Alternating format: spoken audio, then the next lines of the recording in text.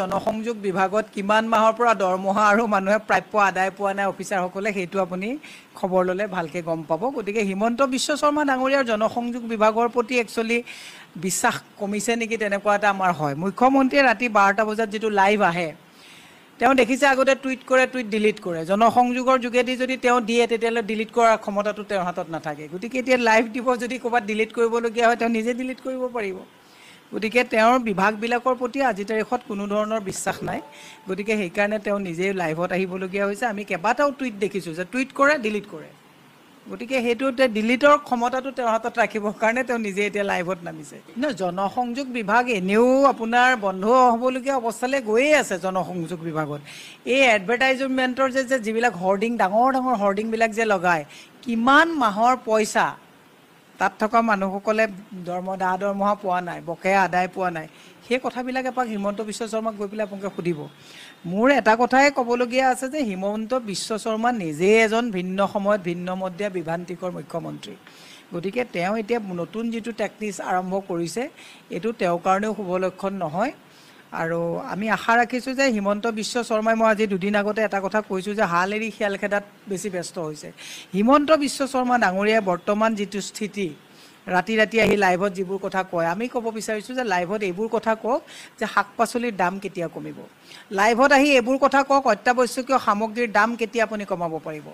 ল'ৰা ছোৱালীক সংস্থাপন কেতিয়া দিব পাৰিব, শুদ্ধকৈ আপুনি কেতিয়া পৰীক্ষা নিকাহ হিচাপে আপোনালোকে পাতিব পাৰিব, টুল টেক্স কেতিয়া আপোনালোকে কমাব পাৰিব, মানুহৰ ওপৰত কৰৰ যিটো জাপি দিছে এই কথাবিলাক কেতিয়া কমাব পাৰিব, স্কুলবিলাক উন্নতকৰণ কেতিয়া কৰিব পাৰিব।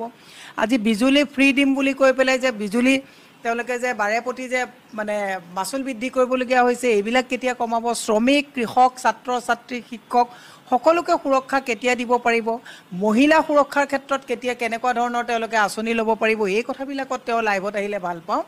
তেওঁ এইটো কথা লাইভত ক'ব নালাগে যে মই আজি আমুকৰ পৰা আহি পালোঁ, বহুত ফাইল পেণ্ডিং হৈ আছে, গতিকে মই কামখিনি কৰিবলৈ আজি ৰাতি 1:30 বাজিব। 1:30 বজাৰ কথাটো আমাক ক'ব নালাগে। কাৰণ মুখ্যমন্ত্ৰীৰ কামটো হৈছে যে যিজন মুখ্যমন্ত্ৰীয়ে টাইম মেনেজমেণ্টটোৱে নাই, মুখ্যমন্ত্ৰীয়ে 1:30 বজালৈকে টাইম মেনেজমেণ্ট নাই কাৰণে কাম কৰিবলগীয়া হৈছে আৰু সেইকাৰণে শুদ্ধ সিদ্ধান্ত ল'ব পৰা নাই। তেওঁতো মানুহ, তেওঁতোতো আৰু এজন মানে হেৰি নহয়, ছুপাৰমেন নহয়, তেওঁকো ৰেষ্টৰ প্ৰয়োজন আছে। আৰু ৰেষ্ট নোহোৱাকৈ ৰেষ্টলেছকৈ কাম কৰে কাৰণে অসমৰ উন্নয়নৰ ক্ষেত্ৰত আজিৰ তাৰিখত 28খন ৰাজ্যৰ ভিতৰত অসম আজি 23 নম্বৰলৈ পৰ্যবেক্ষিত হৈছে। গুৱাহাটী চিটি আজিৰ তাৰিখত কৃত্ৰিম বানপানীৰ পৰা স্বচ্ছতাৰলৈকে ভাৰতবৰ্ষৰ 28খন ৰাজ্যৰ ভিতৰত চবতছে লেতেৰা চিটিলৈ গুৱাহাটী আজি পৰ্যবেক্ষিত হৈছে। গতিকে মুখ্যমন্ত্ৰীৰ পৰা আশা কৰোঁ যে হাল এৰি শিয়াল খেদাতকৈ তেওঁ ভালকৈ কাম কৰক আৰু টাইম মেনেজমেণ্টটো ঠিককৈ কৰক। ৰাতি 1:30, 2টা, 3টা বজালৈকে নুশুলে আৰু সিদ্ধান্ত ক'ৰ পৰা ল'ব, পিছদিনাখন অলপ খিংখিঙীয়া হৈ থাকে।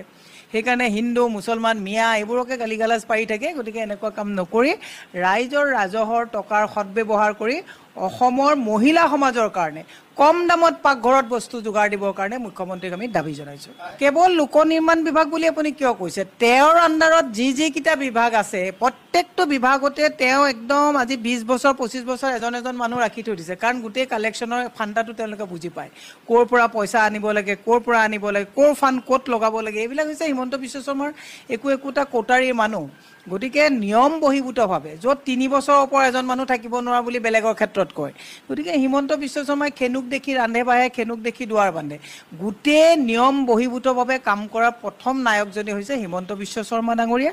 গতিকে আপুনি লোকনায়ক নিৰ্মাণ বিভাগ বুলি কৈ পেলাই লাভ নাই। প্ৰত্যেকটো হিমন্ত বিশ্ব শৰ্মাৰ আণ্ডাৰত থকা যিকেইটা ডিপাৰ্টমেণ্ট তাত কোনো নিয়ম নচলে, তাত হিমন্ত বিশ্ব শৰ্মাই